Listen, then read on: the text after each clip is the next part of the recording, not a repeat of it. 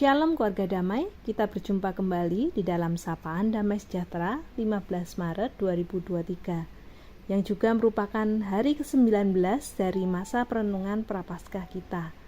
Mari saat ini sebelum kita merenungkan firman Tuhan, mari kita menyiapkan hati kita tunduk pada firman Tuhan. Mari kita berdoa.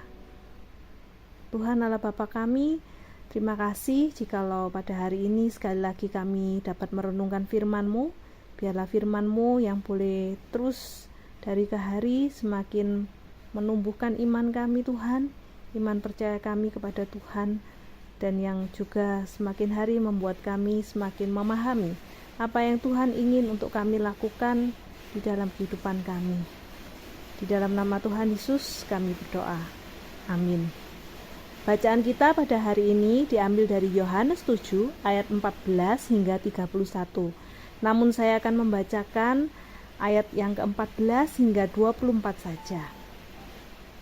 Waktu pesta itu sedang berlangsung, Yesus masuk ke bait Allah lalu mengajar di situ.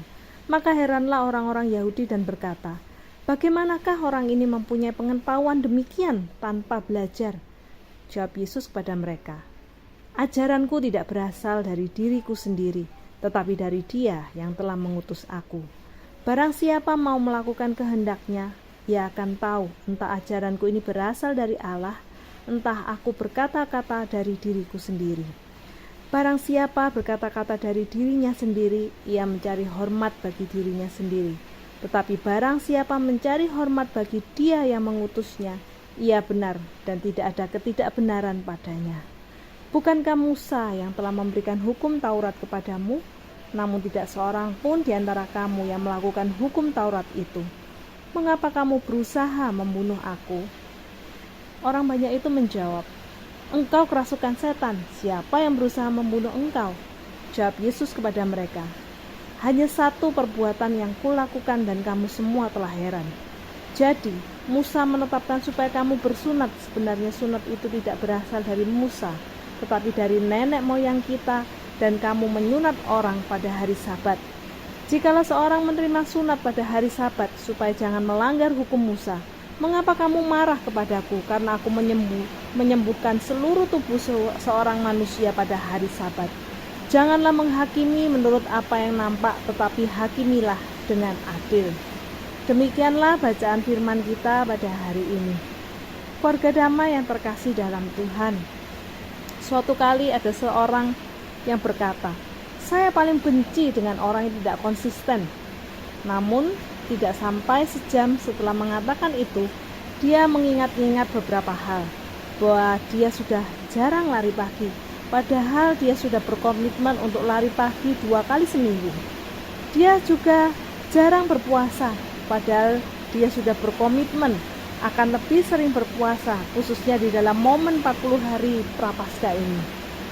Dan tidak setiap hari dia membaca Alkitab, padahal sebenarnya dia sudah berkomitmen di tahun ini dia akan membaca Alkitab sesuai jadwal.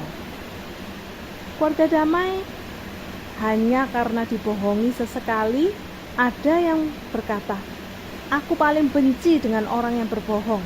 Padahal seumur hidupnya dia juga cukup sering berbohong. Hanya karena seseorang datang terlambat, seseorang bisa berkata, "Aku paling benci dengan orang yang terlambat." Padahal ketika dia sendiri berangkat bekerja, dia sendiri cukup sering terlambat. Keluarga damai, ilustrasi itulah yang mungkin menggambarkan apa yang ada di dalam bacaan kita hari ini.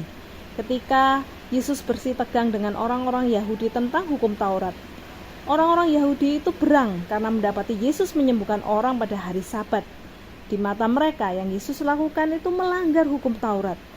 Tapi pada kenyataannya, bukankah mereka sendiri juga sering melanggar hukum Taurat? Dan karena orang yang sakit itu butuh untuk segera disembuhkan, mestinya mereka dapat memahami bahwa yang Yesus lakukan adalah memberikan solusi, bukan sekedar melanggar hukum. Di nats yang kita baca hari ini pun Yesus berkata agar mereka mesti menghakimi dengan adil. Keluarga damai, mungkin itu juga yang sering terjadi di dalam kehidupan kita. hanya karena sebuah kesalahan yang dilakukan oleh orang lain, maka kita membenci orang itu. Padahal kita pun berpeluang atau bahkan kita sering melakukan kesalahan yang sama. Dan ada juga kesalahan yang dibuat karena situasi tertentu yang perlu diselidiki. Seharusnya kita menjadi orang-orang yang tidak memiliki hati yang picik seperti orang-orang Yahudi. Tetapi seharusnya kita menjadi orang-orang yang sungguh berpegang untuk melakukan firman Tuhan. Bukan hanya sekedar menjudge orang di sekitar kita ketika dia melakukan kesalahan, tetapi kita sendiri pun seharusnya menjadi teladan yang mencerminkan perintah firman Tuhan, yang mencerminkan apa yang Tuhan ingin kita lakukan sebagai murid-muridnya. Kiranya kasih Kristus yang sudah kita rasakan, yang telah berkorban segala-galanya bagi kehidupan kita, itulah yang akan menjadi sumber dalam hidup kita, untuk kita hidup di tengah-tengah tantangan zaman ini, untuk kita hidup bersama di sekeliling orang-orang kita.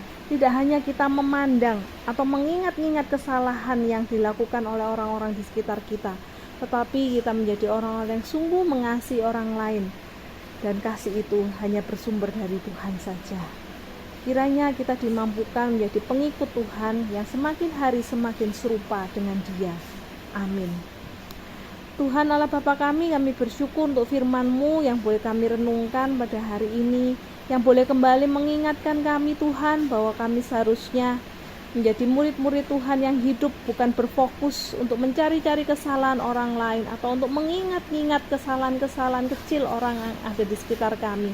Tapi biarlah hidup kami boleh dipakai ya Tuhan, menjadi hidup yang memancarkan kasih Tuhan, yang menjadi teladan.